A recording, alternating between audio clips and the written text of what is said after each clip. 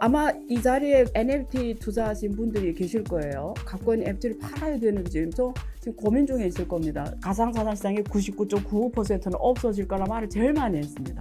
그 다음에 마지막 기사가 되게 재밌는데요. 좀 긍정적인 얘기입니다. 가상시장에 있는 분들이 지금 너무 힘드시죠? 안녕하세요. 안유아의 앵글로본 세상 안유아 쇼입니다. 오늘은 가상자산에 대해서 함께 다뤄보겠는데요. 여기에 지금 여러 개의 그 가상자산 관련 뉴스가 지금 제 손에 와 있습니다. 그래서 오늘 이 자리를 빌어서 최근에 가장 큰 이슈 중에 하나가 미국에서 킹달러, 다시 말해서 금리를 연속적으로 올리면서 모든 자산시장이 지금 가격이 다 하락됐죠. 그 중에서도 가장 위험한 자산으로 지금 분리가 되고 있는 가상자산 시장이 지금 엄청 논란이 되고 있습니다. 그래서 데이터 몇 개를 말씀드리면서 저의 그 생각을 같이 공유하도록 하겠습니다. 일단 첫 번째는 가상자산 NFT 거래 규모가 9달도 안 돼서 97% 급감했습니다.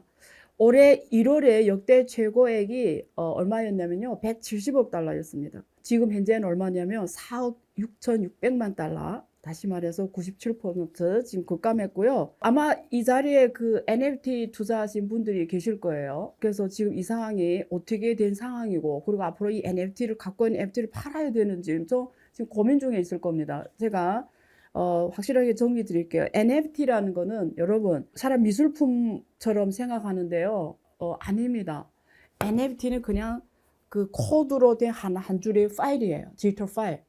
그 자체는 가치가 있을 수가 없어요. 근데 NFT가 왜 거래가 되냐? 그 디지털 파일이 쓰고 있는 그 안에 백 에셋, 기초 자산이 미술품이냐, 뭐 특허냐, 아니면 어떤 부동산에 따라서 그 NFT 가치가 의미가 있냐 없냐가 달라지고요. 가치도 달라집니다. 그래서 여러분들이 NFT 투자할 때는 가치 있는 NFT 딱 두 가지입니다. 하나는 뭐냐면 소유권을 증명하는 이런 시장들이 있잖아요. 그게 보통 뭐가 있죠? NFT가 대표할 수 있는 게 가장 중요한 게 소유권을 증명하는 게 부동산 소유권, 특허, IP 이런 거 다 소유권이 있잖아요. 이런 시장은 앞으로 NFT로 우리가 디지털 파일로 구현을 했을 때 거기에 대해서는 계속 시장이 갈 수가 있어요. 두 번째는 NFT가 대표하는 뒤에는 스타성, 그게 미술품, 그렇죠? 미술품. 거기에 뭐 예술품, 그리고 어떤 뭐 축구 스타, 어떤 영화 배우, 한국은 BTS가 세계적 스타잖아요. BTS 입은 모자, BTS 입은 옷, 뭐 BTS 음반, 이런 것들을 NFT로 구현할 수가 있어요. 그러면 이 NFT는 누구의 가치가 결정될까요? 이 스타를 대표하는 NFT, 그 스타가 가치가 있을 때 똑같이 가치가 올라가는 거예요. BTS가 지금처럼 잘 가면은 BTS 모든 NFT는 다 가치가 올라가면서 세계에서 팬이 막 100억씩 세계에서 팬이 있으니까. 근데 어느 순간 예를 들면 우리가 안 좋은 예를 들면 그 중에 한 명이 예를 들면 이렇게 예를 들어 조금 부석자를 한데 그럼에도 불구하고 전달을 해야 되니까 뭐 그 중에 한 명이 도박 놀았다. 게임 도박 이러면 조사를 받게 되잖아요. 그럼 BTS 명예가 어떻게 되죠? 쭉 떨어지면 그 대표한 NFT가 가치가 어떻게 바닥을 치는 거예요. 근데 BTS를 예를 들어서 죄송합니다. 근데 그런 일 당장 없겠죠. 당연히 없는데 가슴이 닿게 하려고 예를 든 거니까 듣는 분들, BTS 팬들 그런 뜻이 전혀 아니니까요. 이해해 주세요. 자, 두 번째 뉴스가 있습니다. 여기에 뭐가 있냐면 이 뉴스는 결국 비트코인은 2만 달러를 회복 중에 있다. 이런 지금 뉴스가 저한테 들어왔어요. 자, 그러면 지금 이 시점에 시장이 헷갈립니다. 두 가지예요. 전 세계적으로 보면 이 비트코인 가상자산 시장에 대해서 두 가지 견해가 있습니다. 전통파들, 전통금융화파들, 미국에서도 그렇고 한국도 그렇고요. 전 세계적으로 이 전통금융 기관에 있는 특히 연세에 있는 분들은 워렌 버핏도 똑같습니다. 굉장히 이 시장을 싫어해요. 그래서 한 이야기가 있어요. 봐라, 이제서 제대로 가고 있다. 그러니까 이게 진짜라는 게 이게 가치가 없다. 가상자산 자체가 가치가 없다. 역시 제로다 가치. 이렇게 보는 사람들이 의외로 많아요. 특히 각 나라에서 주요 전통기관에서 기득권에 있는 분들, 힘이 센 분들이 오히려 여기 더 부정적입니다. 근데 또 젊은 시대 중심으로 그리고 이쪽 메타버스에 관심 가는 사람들은 이렇게 안 봅니다. 제가 작년에 가장 많이 했던 말 중에 하나가 지금 가상자산 시장의 99.95%는 없어질 거라 말을 제일 많이 했습니다. 가서 보세요. 그 이유도 그때 정확하게 설명드렸거든요. 그래서 테라루나 사태 때문에 시장이 바뀌었어요. 체질이. 어떻게 바뀌었냐면 그전에는 좋은 애나 나쁜 애나 막 같이 그냥 가는 바람에 좋은 애도 자기 프라이싱을 못 받고 자기 가격을 가치를 제대로 못 받고 나쁜 애도 거기에 따라가면서 과대평가되고 이렇게 시장이 됐어요. 그리고 또 미국에서 돈을 계속 풀었잖아요. 푼돈이 다 이 위험자산 시장으로 들어가는데 그중에도 이 가상자산 시장이 많이 들어왔어요. 이유는 주식은 특히 미국 주식은 지금 가격에서 2배 오르기는 되게 힘든 일이에요. 근데 가상자산 시장의 가장 큰 매력은 2배 오르는 건 200% 오르는 건 일도 아니었어요. 그러니까 돈이 시장이 막 풀리니까 그 돈들이 위험자산 특히 빨리 배수가 올라가는 가상시장이 많이 들어온 겁니다. 그러면 여러분들이 이 시점에 생각해야 돼요. 지금 비트코인이 2만 달러가 정확하게 코로나 이전 가격으로 돌아갔어요. 그럼 여기서 이 생각해야 되는 거예요. 코로나 이전 가격이 진짜 밸류에이션인지 아니면 작년에 그 6만 달러 갔던 게 진짜 그게 밸류에이션인지 헷갈리죠, 지금. 답은 되게 간단합니다. 미국이 돈을 이렇게 역대로 푼 적이 있습니까? 미국의 과거 모든 통화정책 우리 역사를 들여다보면 지금처럼 돈을 푼 적이 한 번도 없었어요. 그게 무슨 말이죠? 미국의 이런 통화정책이 abnormal, 그러니까 비정상 정책 한 거잖아요. 그러니까 비정상 때 가상자산 가격이 비정상 때 모든 자산 가격이 정상일 수 있습니까? 그렇죠. 그러니까 간단해요. 그러니까 그때가 비정상인 거예요. 그러면 누군가 또 이런 식으로 그냥 비트코인 지금 2만 달러 이런 돈으로 왔는데 그냥 지금 진짜 가격입니까? 이렇게 질문할 거 아니에요. 궁금하죠? 궁금하죠? 이래요. 비트코인에 대해 제가 이렇게 정리해 드릴게요. 비트코인은 딱 기능이 하나입니다. 페이먼트예요. 그래서 우리가 1달러, 지금 비트코인 가격이 얼마죠? 지금 한 2만 달러잖아요. 2만 달러. 그러면 이거는 가격이란 표현보다도 더 정확하게 말하면 환율입니다. 그러니까 우리가 원화가 있고 뭐 위안화가 있고 파운드화 이렇게 통화가 있죠. 그냥 비트코인은 그 중에 하나의 화폐입니다. 그러니까 지금 1달러 대비 우리 원화가 지금 1,400원이잖아요. 1,400원. 그것처럼 2만 달러라는 거는 비트코인의 환율이에요. 누구와의 환율이죠? 달러와의 환율입니다. 왜 제가 이거 환율이라고 표현하죠? 가격이 아니라 비트코인은 딱 기능이 하나이기 때문에 무슨 기능이죠? 진짜 화폐 기능이에요. 뭐죠? 화폐라는 게 왜 만들어지죠? 교환, 페이먼트 때문에 만들어진 게 이게 화폐예요. 근데 후에 정부에서 각 나라 정부에서 이게 사실 화폐 기능이 원래는 페이먼트인데 그 기능에 플러스 이게 다른 욕심을 내 가지고 다른 기능까지 하게 해서 그렇지 원래는 화폐라는 건 딱 페이먼트 기능이에요. 근데 오리지널 비트코인은 딱 페이먼트 결제입니다. 그래서 그냥 화폐예요. 파운드화, 원화, 위안화처럼 그냥 하나의 화폐예요. 그래서 이거 환율이라고 보면 돼요. 2만 달러.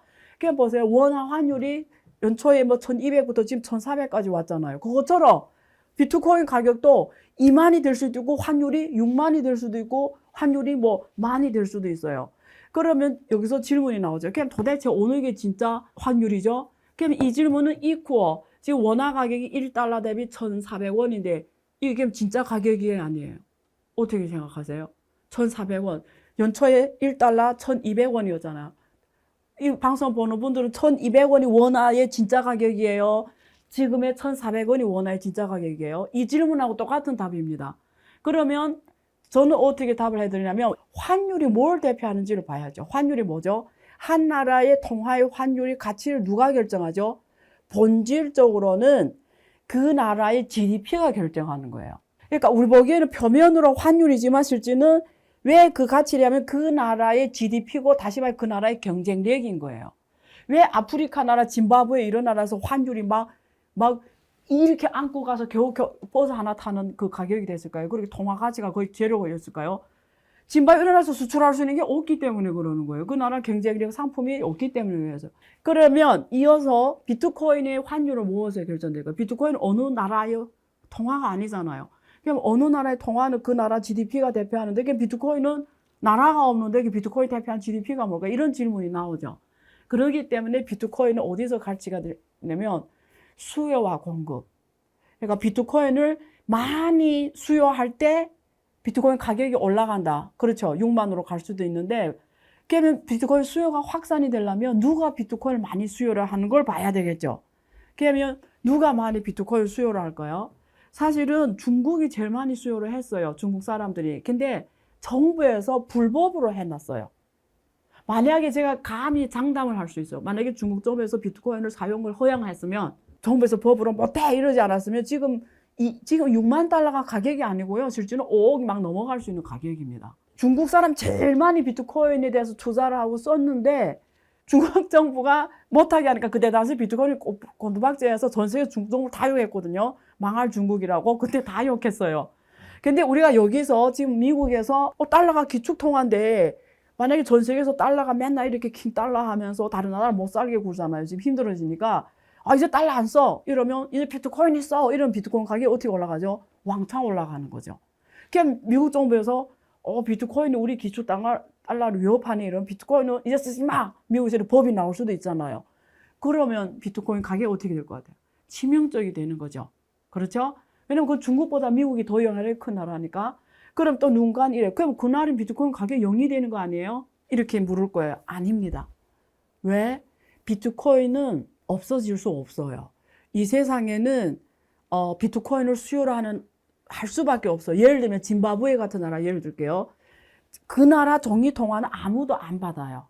그럼 그 나라 국민들은 살아가야 되고 그렇잖아요. 그 나라 정부는 존재해야 되는데 그 나라 통화는 세계 어디도 안 받아. 이미 너무 인플레이트해서 그냥 종이 조각보다 더 값이 없어. 그렇다고 나라가 어떻게 멈춰설 수는 없죠. 뭔가는 결제를 해야 돌아가잖아요. 이런 나라는 비트코인이 100% 필요할 수밖에 없어요. 그래서 지금 아프리카 나라들이 비트코인 기반으로 다 비트코인을 자기 나라 통화로 선포한 겁니다. 다시 정리해드리면 비트코인 가치는 신뢰, 신용. 누군가는 비트코인의 신뢰, 신용을 100% 필요로 한다. 이렇게 비트코인 가치를 보면 되기 때문에 영으로 절대 가는 일은 없다. 이런 말씀을 드리고요. 그 다음에 마지막 기사가 되게 재밌는데요. 이 기사가 뭐냐면 좀 긍정적인 얘기입니다. 가상시장에 있는 분들이 지금 너무 힘드시죠. 근데 이 기사 보면 조금 힘이 날 겁니다. 지금 한국 가상자산시장이 반토났음에도 불구하고 코인 개미들이 늘어났다는 거잖아요. 우리가 그게 뭐죠? 이게 개미. 서학개미, 동학개미 이런 이야기인데 이거는 코인 개미입니다. 개인 투자자들이 이 시장에 많이 들어왔대요. 24%. 이 안 좋은 시장에서 24% 지금 늘어났답니다. 국내 가상자산 시장이 시총이 58%나 떨어지고 거래 대금도 지금 53% 떨어진 시장에 개미들이 오히려 지금 690만 명이로 작년에 132만 명이 안 되는데 지금 690만 명 늘어났답니다. 그래서 이용자 수가 335% 늘어났다고 해요. 그러면 이게 어쨌든 거래하는 사람 많이 들어오면 개미 투자자들이 주식시장에도 그렇고 가상자산 시장에도 역할이 뭐냐면 유동성 제공입니다. 유동성 거래량을 활성화시키니까 긍정적인 거니까 이 가상자산에 투자하시는 분들은 좀 긍정적이라고 보시면 되고요. 저는 이 얘기를 꼭 해드리고 싶어요. 여러분 혹시 이 책을 보셨나요? 저는 이게 어릴 때 봤는데 세계적인 베스트셀러. 저는 이 책 보고 어쩌면 제 인생 그 커리어 방향이 바뀌어졌는데요. 로버트 키요사키가 쓴 책, 부자 아빠, 가난한 아빠 이 책이 있잖아요. 이분이 이런 얘기 했어요. 내년에 달러 대폭락한다. 그리고 내년 1월이면 미국 연준에서 지금 통화정책을 변화시킬 거다. 그러려면 바로 달러 폭락으로 이루어질 거기 때문에 일단은 달러가 폭락할 거라고 예상했고요. 내년에. 두 번째 포인트. 이 사람 뭐라 했냐면 비트코인 같은 게 왜 중요한지를 말했습니다. 이 사람이 이렇게 말했어요. 달러 위주의 글로벌 경제 체제의 붕괴와 맞물려 모든 자산 시장이 무너지고 있고 세계 질서 변혁으로 이어지고 있다. 그러니까 이게 맞는 말이에요. 저도 그렇게 생각해요.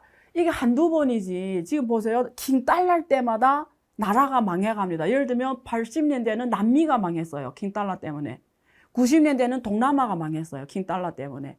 2008년에는 자기가 어쨌든 자기 자국이 문제가 생겼고요. 미국이. 지금은 킹달러 앞에 누가 무너지냐면 앞으로 잃어버린 유럽이라고 저는 생각합니다. 앞으로 10년은 유럽이 잃어버린 10년이 될 겁니다. 유럽이. 그래서 제가 풀지는 않겠지만 이 사람이 이 관점을 동의합니다. 시장 붕괴, 이 달러 위주의 이 글로벌 경제 지금 도전을 받고 있거든. 특히 반복되는 시장 붕괴는 이제는 세계 질서 변혁의 요구로 높아지고 있다. 특히 중국 같은 나라들, 특히 러시아 같은 나라들, 특히 유럽 이런 지역에서 이제는 킹 달러 정책에 이게 앞에서 이제는 우리 스스로의 통화를 많이 써야 되겠다. 지금 다 그렇게 가고 있거든요. 그래서 자체 지금 글로벌 스위프트 말고 국제 청산 결제 시스템이 독점으로 스위프트 썼는데 이제는 다 자국의 국제 청산 시스템 만들고 있습니다. 이제 이체에서 이제는 안 하겠다라는 거니까 세계 질서가 변하는 건 확실하다. 동의하고요. 그다음에 이분이 이런 얘기했어요.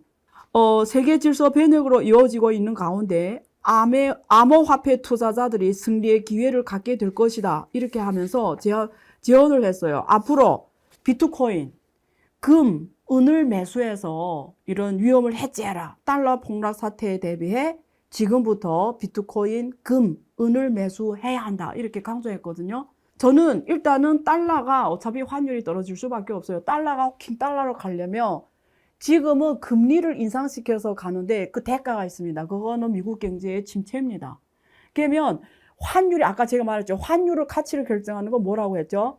그 나라의 경쟁력이고 경제라고 했어요. 근데 금리 인상은 결국은 양날의 칼입니다. 경제를 죽여버리거든요. 그럼 경제에 죽어버리는 그 나라가 어떻게 달러가 계속 평가절상이 될 수 있어요?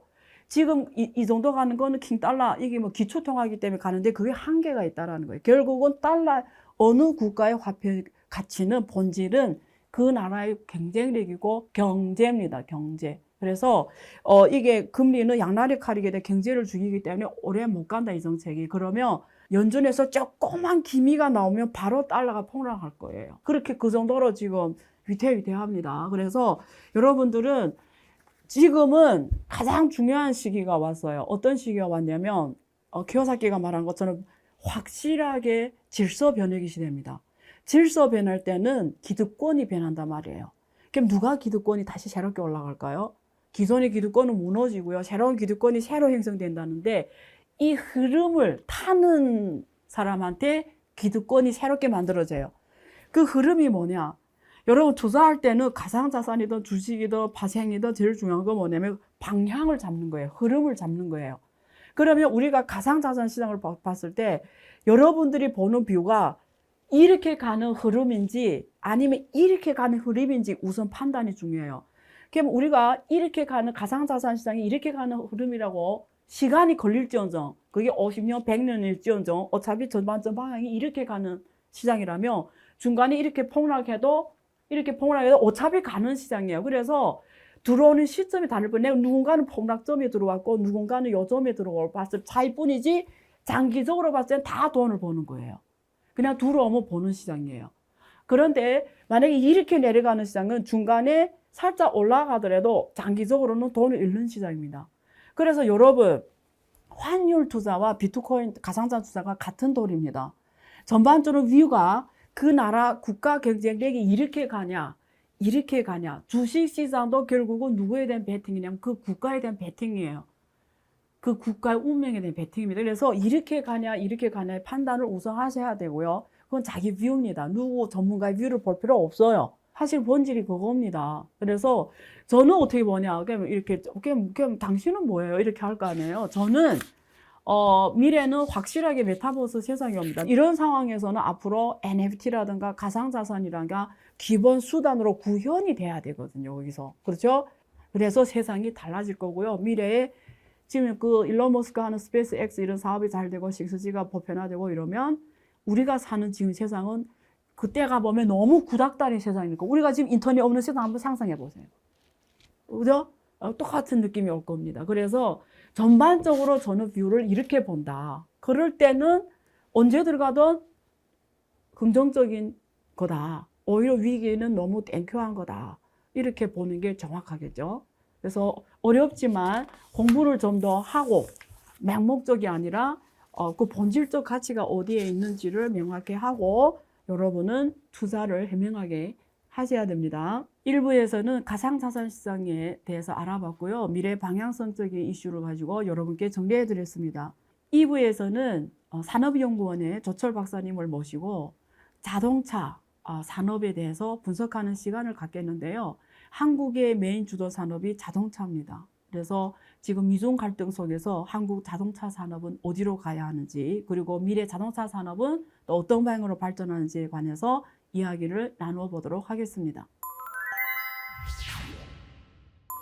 안녕하셔 2부 게스트 모시고 의견 나눠보겠습니다. 최근에 팬데믹 그리고 중국에서 취하고 있는 제로 코로나 정책 그리고 러시아 우크라이나 전쟁을 통해서 지금 전 세계적으로 지금 공급망 재편 이슈가 핫 이슈로 떠오르고 있고요. 특히 미국 주도로 중국 배제 전략을 취하면서 글로벌 공급망, 우리가 GVC라고 하죠. 지금 글로벌 공급망이 악화되고 있습니다.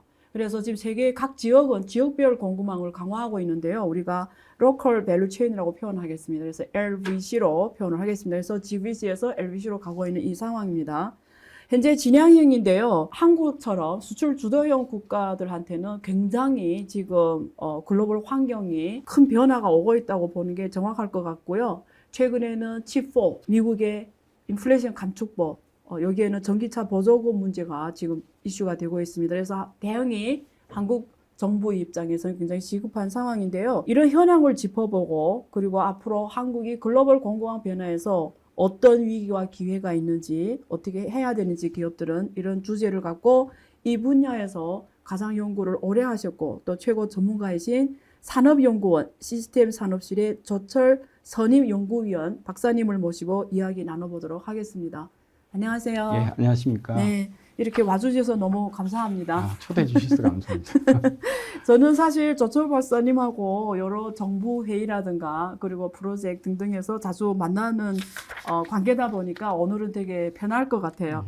그래서 시청자분들 입장에서 제가 우선 이런 이야기를 같이 나누고 싶은데 중국에 계셨나요? 예, 이렇게 저희 직업적으로. 연구원에 예, 예. 그 북경 지원이 있습니다. 예, 예. 그래서 거기 지원장을 한 4년 동안 했습니다. 아, 그게 언제부터 언제까지 하신 좀 거예요? 오래됐죠. 예. 2007년부터 2010년까지 이렇게 아, 있었으니까. 2007년 그때 예, 예, 글로벌 예. 금융위기 때 네, 가 계셨군요. 뭐 그렇지만 또 예. 중간에 예. 많이 올림픽도, 다니시잖아요. 예, 북경 예. 올림픽도 있었고. 맞습니다. 그래서 뭐 아. 그리고 또 그때 당시가 이제 네. 상당히 그 중국이 뭐 변화가 심했던 그런 맞아요. 시절이었고. 예. 뭐 그래서 굉장히 가장 큰 변혁기에 계셨네요. 예. 특히 이제 제가 네. 자동차 쪽을 많이 해요. 하거든요. 맞습니다. 그래서 예. 중국하고 자동차 분야도 그때는 뭐 특히 우리 그렇죠. 자동차 업체들이 중국에 나가서 맞습니다. 성과가 굉장히 좋았던 시절이라서.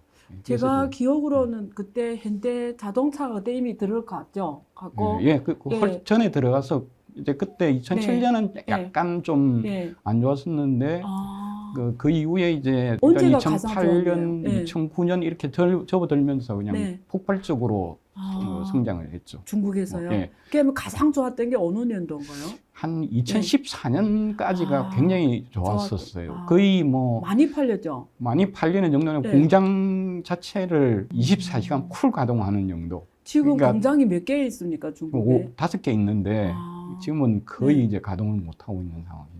그래서 지난번에 제가 뉴스 봤는데요. 그 현대자동차가 어려워지면서 그 같이 들어갔던 계열사, 부품업체들이 굉장히 어렵죠. 힘들다고 그러더라고요. 그러니까 특히 이제 현대는 다른 지역에서 이제 어쨌든 판매가 많이 이루어져서 뭐 그래도 뭐 사상 최대 이익도 거두고 그러는데 부품업체들은 그 이윤율이 상당히 박하거든요. 근데 이제 어느 한 곳에서 문제가 발생하면은 그게 이제 직접적으로 그 이윤율에 크게 영향을 미쳐요. 그래서 그러면 굉장히 그 전체가 다 그렇죠. 중국에 나가 있는 사업만 어려운 게 아니라 부품업체 자체가 사실 중국 요인 때문에 많이 어려워요. 그럼 궁금한 게요. 그러한 어려움이 지금 앞에서 제가 배경으로 말씀드린 이 글로벌 공급망 변화 이거하고 크게 관계가 되나요? 아니면 현대자동차 뭐 전략적으로 문제가 있는 건가요? 그거하고는 크게는 상관이 없어요. 그러니까 뭐 중국 시장에서 이제 우리 현대차가 많이 안 팔려서 이제 생기는 문제이고, 이제 그리고 이제 한중 간의 관계에 있어서 지금 보면은 그 특이하게도 그 중국은 세계 시장에 대해서는 경쟁 열의에 있는 게 자동차 분야거든요. 맞습니다. 예. 근데 우리는 세계 시장에서 굉장히 경쟁 위에 있어요. 그렇죠. 그럼에도 불구하고 사실 한중 관계에 있어서는 우리가 경쟁 열의로, 그러니까 이제 무역 수지가 적자로 돌아선 그런 부분, 그 가장 큰 이유 중에 하나가 이제 일단은 모든 그 원래는 우리가 이제 수출하던 부분을 현지 생산으로 돌렸는데 그러면은 현지에서 그 자동차가 생산이 많이 되면은 여기서 일정 정도 부품을 가져가니까 계속해서 무역 수지 흑자를 거뒀었는데 중국에서 이제 판매가 확 줄어들어서 생산이 줄어드니까 결국은 부품 수출도 그만큼 줄어들고 뭐 대신에 이제 오히려 우리 부품 업체들이 네. 중국에 생산된 부품을 한국으로 또 가져오기도 하고 수입해 오니까요. 수입해 오기도 그러니까 하고. 적자가 오히려 그리고 되겠네요. 이제 뭐 중국 로컬 업체들이 판매하는 것들도 많이 늘어나고 그러니까 네. 법용 부품이나 이런 것들 그러니까 이제 뭐 완성차도 요즘에 이제 전기 버스라든지 이런 것들도 이제 중국에서 들어오잖아요. 맞습니다. 그러니까 이제 많이 뭐 들어오죠. 자동차도 적자고 부품도 적자고 지금 전체적으로 다 적자인 상황이죠. 아, 그냥 중국 시장에 대해서 워낙 잘 아시니까 저는 이렇게 어떤 세미나 가거나 혹은 뭐 지금 방송하니까 댓글도 많이 달릴 거 아니에요. 예, 그래서 예. 가장 많이 받는 질문이 중국에 투자하는 게 정말 위험한 투자다. 그리고 중국에 투자하면 돈을 못 받는다. 다 뺏어가고 돈을 못 벌었다. 예, 한국 기업들이 가서 돈도 못 벌고 다 빼앗기고 그래서 중국 투자하면 안 된다. 이런 질문 가장 많이 받거든요. 근데 전문가로서 정말 정확하게 객관적으로 이 문제를 어떻게 보세요? 왜 여기 분들이 이렇게 생각하실까요? 네. 사실은 과거에는 네.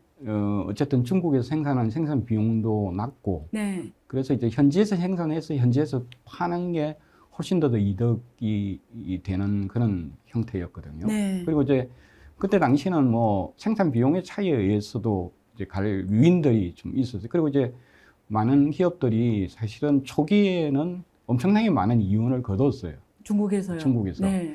근데 이제 이게 최근 들어와서는 아무래도 이제 중국의 산업 자체가 좀 그 질적으로 성장을 하면서 이제 거의 그 한국에서 생산하는 부분이랑 이제 비슷해지는 상황들이 많이 네. 벌어졌거든요. 이제 그러면서 사실은 그 중국 자기 제품 우선으로 이렇게 가는 양태가 벌어지면서 현지 투자한 쪽에서 이제 그 자기네들 그 생산 능력만큼 생산을 못하게 되는 상황이 벌어져서 이제 그게 굉장히 어려운 형태고 이제 그 다음에 또 투자하는 부분 중에 하나가 요즘에는 이제 주로 뭐 반도체니 디스플레이니 하는 이런 이제 소재나 부품 쪽 투자를 많이 하거든요. 네.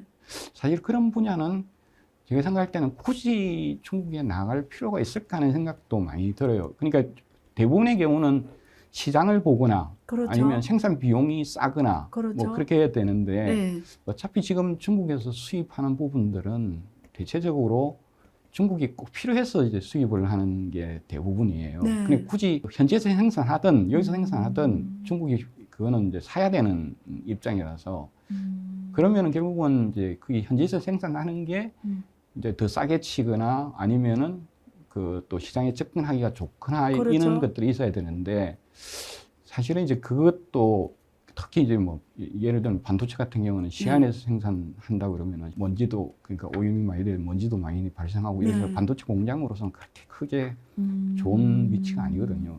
그리고 또 환경이, 이제 네. 또 문제는 예전에 이제 배터리 같은 경우가 사실은 중국에 투자를 했는데 네. 한국 업체 배터리는 전기차에 장착하면 보조금을 안 준다는 식으로 되어버렸잖아요. 네. 2015년부터. 그렇죠. 예.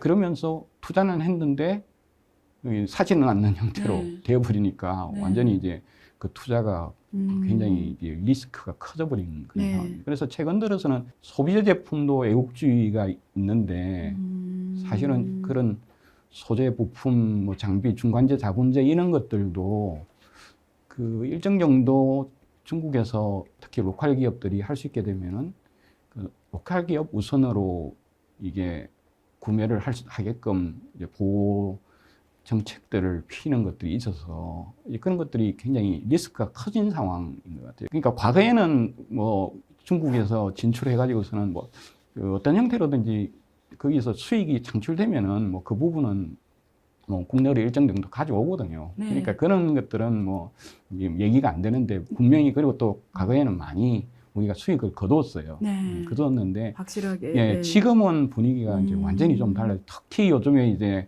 요 공급망 문제와 관련돼서 중국도 우려하는 부분들이 외부에서 이제 공급을 받는 특히 핵심적인 부품이나 소재나 이런 것들을 자체 기술 이걸로 해서 이제 조달을 받겠다 하는 게 중국의 기본적인 정책이고, 맞아요. 예, 그래서 이제 그런 측면에서는 우리 기업의 현지 투자 리스크가 엄청나게 높아진 거죠. 네.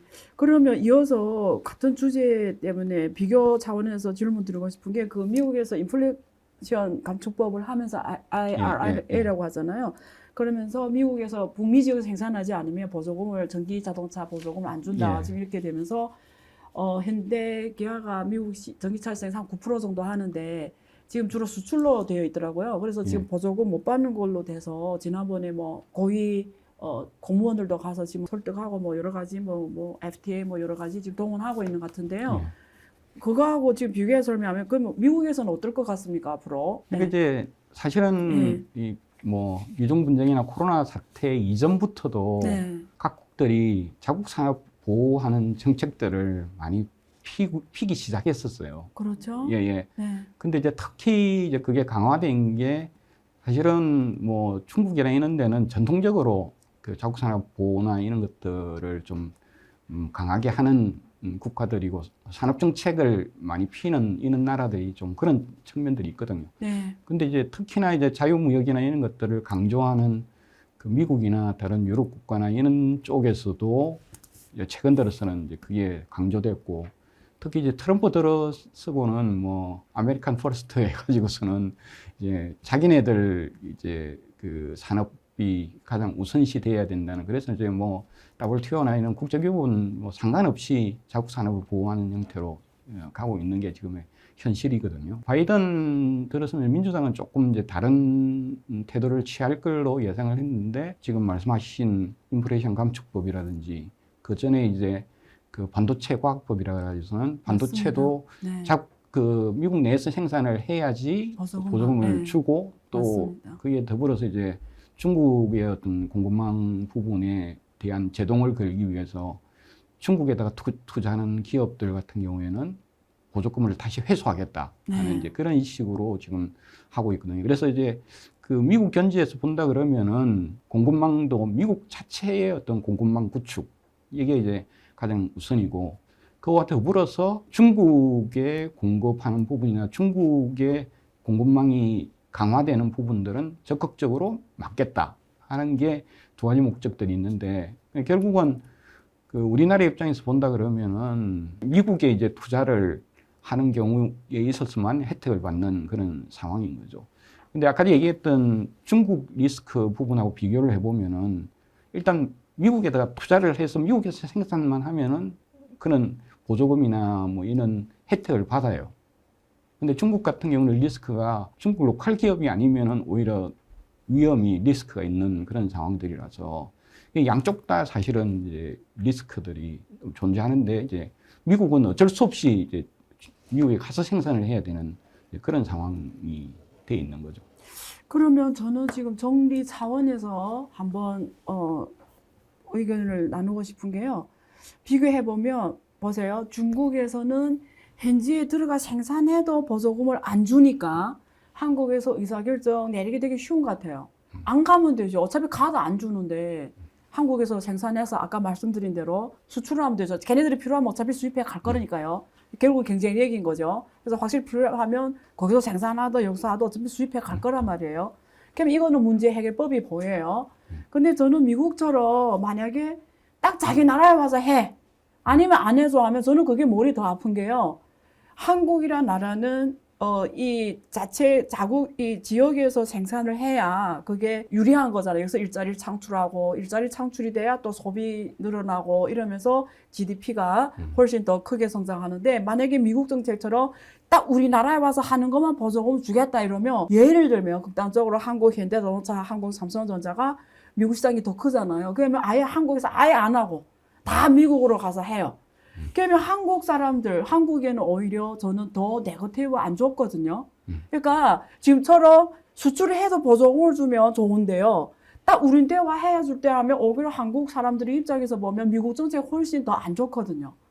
거기 해결법이 뭐예요, 그럼? 그러니까 사실은 네. 이제 그 부분을 그러니까 이제 그런 식으로 하면 우리한테 이제 불리하다는 건 이제 분명해요. 우리가 수출을 못 하니까. 네, 훨씬 불리하죠. 네. 훨씬 불리하는 거는 사실인데, 네.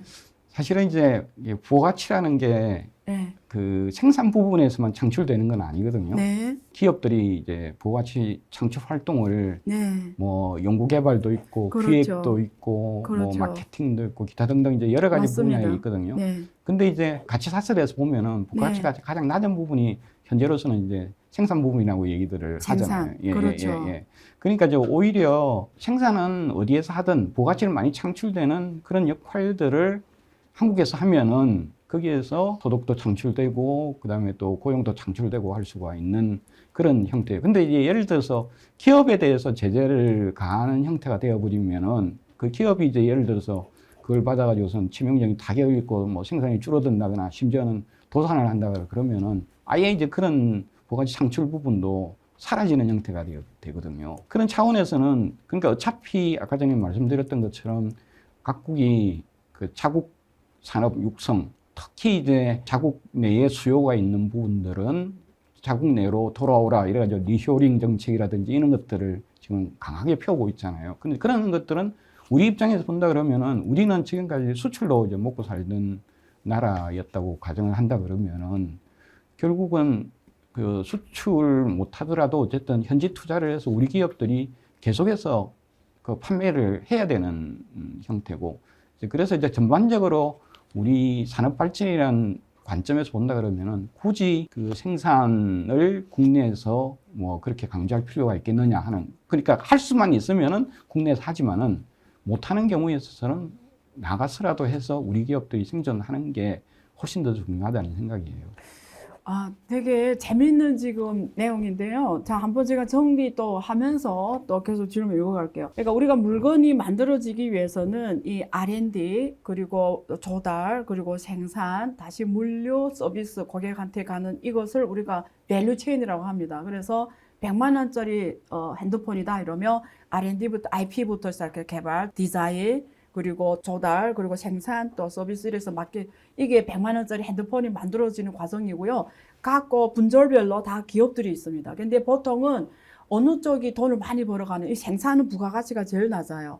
그래서 중국 같은 경우는 애플의 핸드폰을 생산하지만 거기서 287달러짜리 애플을 제일 저가 폰인데 팔면 중국은 8.4달러밖에 못 벌거든요.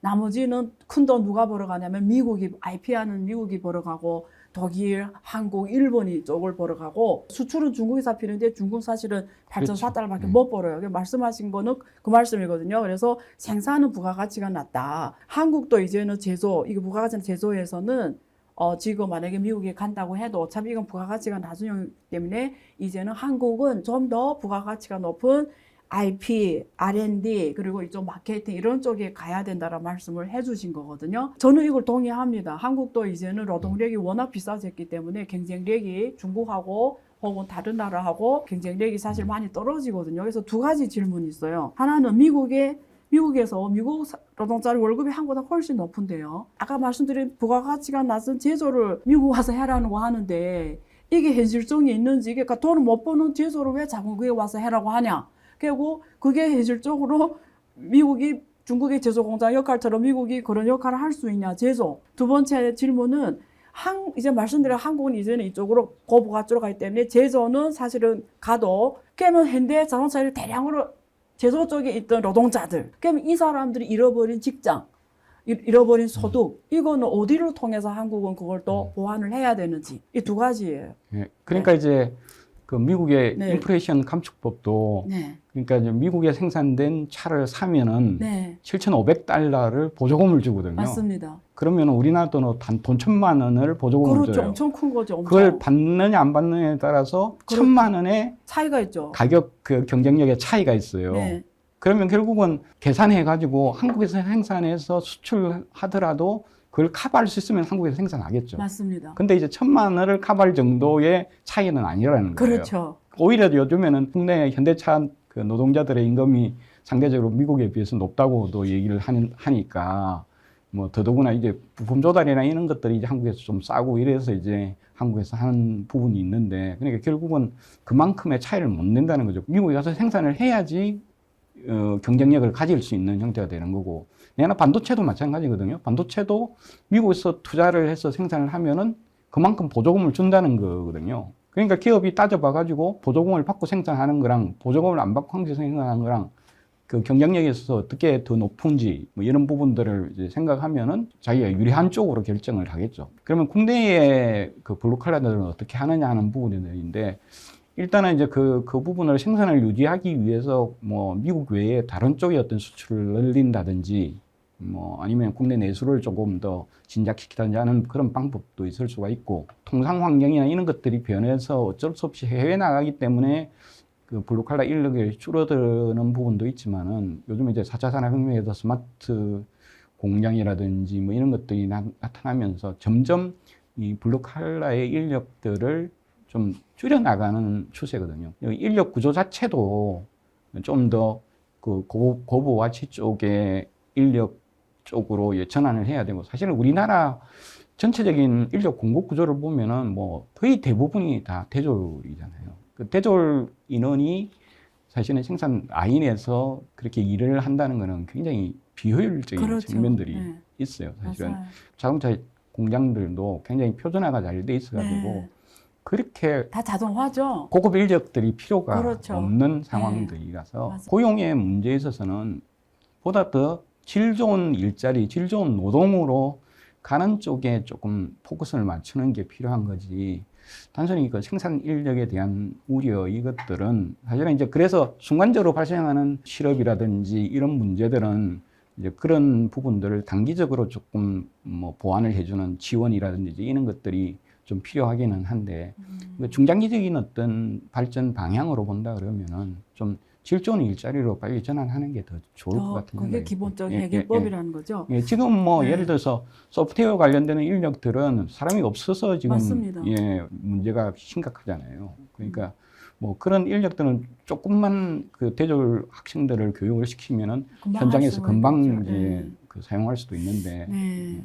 제가 한번 정리해드리면, 미국은 글로벌 공급망 안전 차원에서 이런 그 전략적 배치를 하고 있습니다. 그래서 북미 지역에 글로벌 공급망을 주로 배치를 하고 있고, 미국이 블루칼라들이 월급이 워낙 높은데 실제는 부가가치가 낮은 제조 쪽을 할 수 있냐, 이 문제에 대해서는 박사님께서 말씀해 주셨고요. 저는 그 앞으로 말씀하신 대로 4차 산업에 있어서는 이제는 사람을 대체하는 게 로봇이거든요. 그래서 저기 시안에 있는 삼성 공장 가봐도 다 로봇이 일하지 사람들이 일하지 않거든요. 그런 면에서 한국의 뭐 현대자동차, 삼성에 가도 결국은 미국 로봇이 일하는 거지 미국 블루칼라 일하지는 않기 때문에 미국 역시 제조 공장 할 수 있을 것 같습니다. 왜냐하면 선진국이 로봇을 더 잘하기 때문에, 더 효율적으로 하기 때문에 저는 그런 게 가능성 확실히 있는데, 결국은 미국 중심의 이런 글로벌 공급망이 거기서 형성될 수 있냐는, 저는 가장 중요한 게 개인적으로 봤을 때는 조달 문제거든요.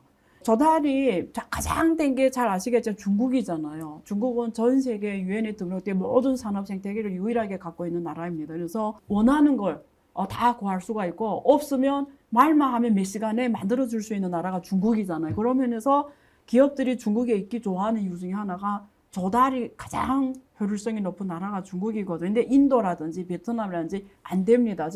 저도 베트남에서 지금 투자하고 있지만 조달이 안 되거든요. 그래서 조달 다 중국에서 해가요. 그러면 지금 한국 같은 경우는 어차피 미래에서도 계속 경쟁에 갖고 가야 되잖아요. 근데 주도 산업이 지금 자동차 산업이잖아요. 그리고 자동차 산업, 반도체 산업 이런 것들이, 그리고 미래 전기 자동차 이런 것들이 한국을 지금까지 주도 산업 앞으로도 더 선도적으로 해야 되잖아요. 계속. 그러면 박사님 보시기에 지금 미국, 중국, 한국 이 세 개 나라를 비교했을 때 장단점이 어떻게 되죠? 특히 한국 같은 경우에는. 그러니까 이제 공급망 차원에서 이렇게 보면은 아주 이제 첨단 그 부품이나 소재나 이런 부분들은 아직 중국이 굉장히 좀 문제가 좀 있는, 그래서 이제 그런 것들은 대부분 이제 선진국에서 조달을 하는 형태고, 그것보다 조금 낮은 부분 중에서 이제 뭐 반도체라든지 이런 부분들은 이제 한국에서 또 조달을 해가는 형태고, 그리고 이제 사실은 우리가 이제 반도체가 굉장히 부각이 많이 돼서 그러는데, 그 관련되는 뭐 각종 전자 부품 이런 것들도 한국이 절대적인 우위에 있는 뭐 부분들이 많습니다. 최근 들어서는 우리 TV 카메라 뭐 이런 품목들도 대중 수출이 굉장히 낮아서 무역 수지가 굉장히 크게 나타나는 부분 중에 하나거든요. 전자부품이라든지 또 기계 중에서도 뭐 정밀 기계라든지 뭐 이런 것들은 또 한국이 굉장히 우위에 있는 부분들이 또 존재해요. 그런 것들이 대부분 다 보면은 사실 중국이 아직까지는 기술력이 안 돼서 못하는 부분들을 한국에서 조달을 해가는 부분들이고, 그리고 또 그것보다도 더 이제 첨단인 부분들은 뭐 독일이나 일본이나 미국에서 이제 하는 이제 그런 형태거든요. 뭐 그런 것들은 사실은 규모가 그렇게 크지가 않고 그냥 일반 범용 부품이라든지 범용 기계라든지 뭐 이런 것들은 규모가 굉장히 크죠. 그런 것들을 주로 이제 공급하는 게 이제 중국의 역할인 거죠. 예전에는 이제 중국이 최종재를 만들어서 미국 시장에 수출하고 하는 이제 그런 역할들을 했었는데 최근 들어서는 이제 중국에 대해서 이제 뭐 그런 뭐 제재도 가하고 관세를 대폭 올리고 뭐 이런 부분들이 있었잖아요. 그러면서 사실은 최종재 생산 기지를 뭐 베트남이나 이런 데 많이 옮기면서 베트남에서 수출을 하는 거였죠, 최종재를. 네. 대신에 이제 중국으로부터 그런 이제 범용 부품이나 이런 것들을 많이 수입해 가는 그런 형태죠. 그러니까 맞습니다. 이거 무역 관계를 이렇게 쭉 보면은 베트남하고 그 중국 간의 무역이 굉장히 늘어났는데 그와 동시에 또 미국하고 베트남의 수출도 그 수출이 또 확 늘어났어요. 근데 이제 재밌는 거는 베트남이 중국에 대해서는 엄청난 적자를 보고 있는데 미국에 대해서는 흑자를 보고 있는 그런 형태예요. 그러니까 예전에 이제 중국이 하던 역할을 이제 베트남이 이제 하는 형태. 그러면서 중국은 그런 이제 중간재, 자본재 이런 것들을 주로 이제 베트남에 대해 수출하는 역할로 이제 변화하는 그런 형태죠. 중국은 그런 이제 범용 부품이긴 하지만은 그 양적으로 보면은 굉장히 많은 부분들을 중국이 세계 공급을 담당하고 있는 그런 형태고 거기에 맞습니다. 대한 의존이 이제 굉장히 크고 우리도 마찬가지입니다. 맞습니다. 우리도 중국으로부터 수입하는 것들이 굉장히 많아요. 맞아요. 그래서 요즘에는 이제 적자가 나는 부분이 뭐 단순하게 중국으로부터 무슨 최종재를 많이 수입해서 그렇다기보다는 중간재, 자본재를 많이 수입을 해가지고 이제 그런 상황이 벌어지는 거거든요. 이제 그러면은 다들 세계 각국이 걱정하는 게 이번에 이제 아까 말씀하셨던 뭐 중국의 지금 봉쇄 정책이나 이런 부분들에 의해서 갑자기 공급이 안 돼 버리면은 다른 생산 부분에 영향을 받는 그런 형태가 되는 거거든요. 그러니까 이거 중국만 이렇게 의존해가지고는 참 곤란하겠다 하는 얘기들이 나오게 되는 그런 상황인 거죠. 그래서 이제 각국별로 이렇게 자기네들이 가지고 있는 공급망에서의 역할들이 쫙 있는데 과거에는 어디에서 생산하는 게 효율적이냐 그걸 가지고 따졌는데 요즘에는 이제 그 효율성도 물론 고려를 하겠지만은 이제는 리스크 요인을 통제, 더 많이 안전성. 이제 고민을 하는 거죠. 예를 들어서 이제 이번 팬데믹 같은 경우들도 뭐 중국 같은 경우는 또 그걸 너무 강조하는 형태에 이래 가지고서는 좀 요즘에 문제가 되고 하지만은 리스크가 이제 더 크게 작용하는 형태로 되는 거죠. 그래서 이제 과거에는 이제 싸게 생산만 한다 그러면은 뭐 중국을 가든 아니면은 동남아를 가든 뭐 이렇게 할 텐데 지금은 이제 꼭 그렇게만 가지고 판단해서 이제 투자를 못 하게 되는 거죠. 그래서 박사님 뜻은 이제는 각 국가에서 사실은 특히 미국 중심의 과거 글로벌 공급망이 잘 돌아갈 때는 모든 기업들이 우선으로 생각하는 게 시장 효율성. 그래서 글로벌 공급망에서 어디에서 가장 싸게 R&D하면 거기 가서 하고 어디 가장 싸게 생산하면 거기가 생산하고 글로벌 공급망이 하나로 돌아갔는데요. 지금 중국 중심의 밸류 체인이 형성되다 보니까요. 이번 팬데믹, 특히 지금 하고 있는 제로 코로나 때문에 다른 나라까지 지금 힘들어지는 상황이 연출되면서 이제는 중국에 너무 의존하는 자체가 시스템 리스크가 크다라고 해서 미국도 이제는 시장 효율성보다 경제 안보, 국가 안보 중심으로 지금 자국 중심으로 글로벌 공급망을 구축하려고 하고 있고 많은 나라에서 유럽도 그렇고 또 한국도 고민할 수밖에 없는 상황인 것 같습니다. 그러면 미국이 지금 글로벌 공급망 이 재편에 있어서 자기네 자국 중심으로 하고 있지만 그래도 또 아시아를 놓칠 수 없지 않습니까? 그래서 생각하고 있는 게 인도인 것 같아요. 박사님 보시기에 인도가 지금 인구가 중국을 초월한 것 같더라고요, 보니까. 그래서 인도가 확실하게 중국의 역할을 글로벌 공급망에서 상당 부분 가져갈 수 있는지 어떻게 보세요? 근데 이제 뭐 인도도 그렇고 동남아 국가들도 그렇고 중국만큼 그렇게 안정적인 부분은 별로 크지 않는. 그래도 이제 동남아나 인도 이거 합쳐서 생각해 보면은 그래도 상대적으로 베트남이 조금 더 안정적인 이제 그런 형태라서.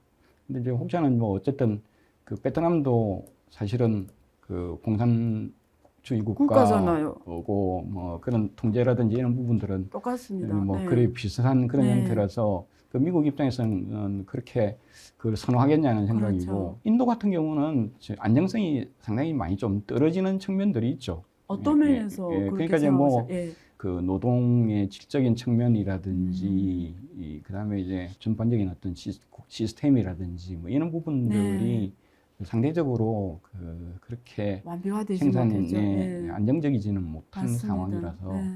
근데 이제 어쨌든 그 전반적으로 이제 그러니까 일단은 미국 같은 경우는 자기네 내부에 있었던 생산망을 구축하는 게 우선 목표인 일차적 거죠. 우선의 목표고 이제 그게 다 그렇게 될 수는 없거든요. 네. 어쨌든 그 국가마다 이제 그 코스트가 상당히 차이가 있으니까 네. 그 일정 정도가 아니라 많은 부분들을 또 해외에서 가져와야 되니까 우리도 마찬가지입니다. 우리도 맞습니다. 뭐 중국에서 하는 부분을 그 뭐 다 한국으로 가져올 수는 없거든요. 불가능하죠. 네. 그러니까 이제 그러면은 어쨌든 중국 외에 다른 지역 그 어떤 생산 여건이나 이런 것들은 좀 문제가 되더라도 아까 말씀드렸던 리스크 요인 때문에 좀 분산을 시켜야 되는 측면들이 있습니다. 코로나 초기에 그 갑자기 이제 중국에서 코로나가 발생해가지고서는 생산 가동이 안 됐잖아요.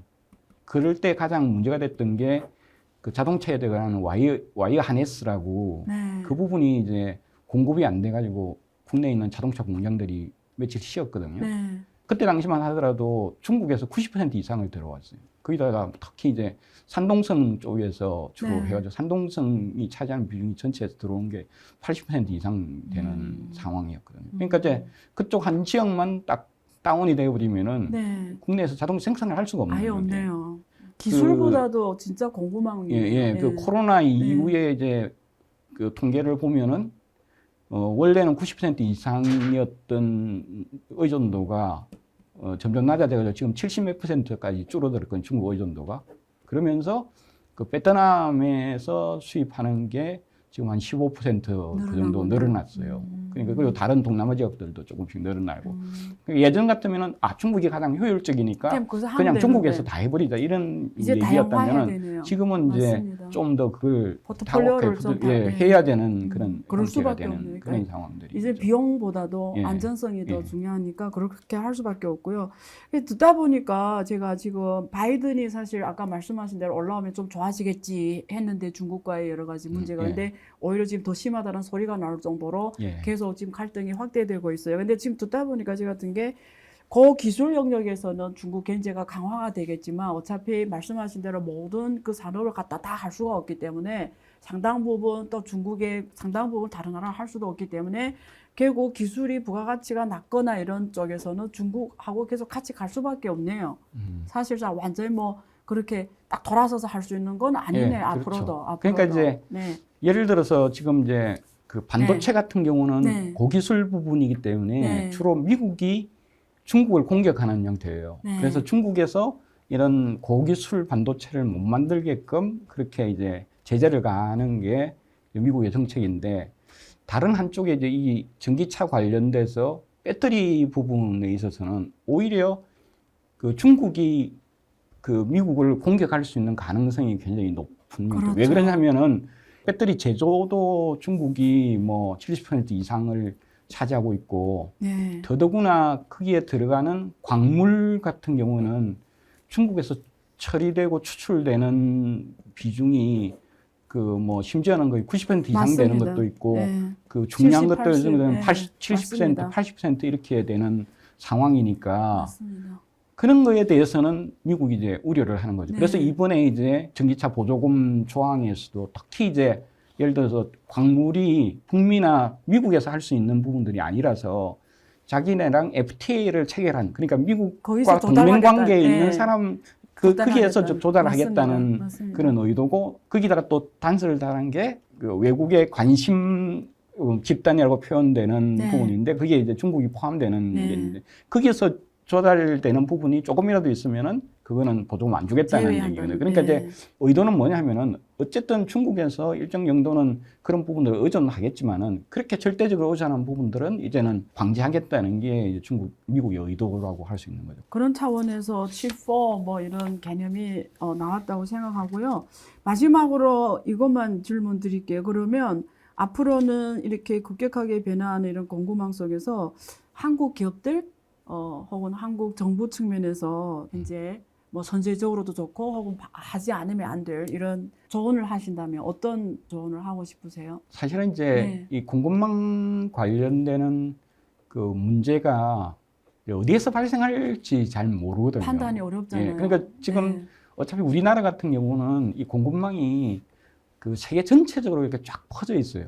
그리고 그 모든 제품이 다 글로벌 공급망에 이렇게 엮여 있어요. 그렇죠. 그래서 사실은 어디에서 문제가 생길지 아무도 잘 모르는 그런 형태예요. 우리 정부 차원에서도 그 사전 뭐 경보 장치라든지 이런 것들을 만들어 보려고 굉장히 노력들을 하고 있거든요. 네. 그래서 이제 사전적으로 어떤 예를 들어서 어디서 지진이 발생한다. 네. 그러면은 어느 부분에서 문제가 생길 것이라는 걸 미리 예측을 해서 거기에 미리 대응을 할 수 있는 이제 그런 조치들을 고민을 하고 있는 상황들이고, 네. 그게 이제 뭐 명확한 해답은 찾기가 상당히 힘들어요. 그런데 피해를 최소화할 수 있는 방법이 뭔지를 이제 고민을 계속적으로 좀 해 나가야 될 네. 필요성이 좀 있는 거고, 그 다음에 이제 중요한 거는 이제 기술이 모자라서 우리가 못하는 부분들은 뭐 대책이 별로 없는 거죠. 그렇죠. 뭐 지난번에 이제 일본 수출 규제가 이제 무사히 넘어가긴 했지만은 그렇죠. 사실은 이제 그런 문제가 좀 광범위하게 이제 발생을 하고 좀 더 강력하게 하게 되면은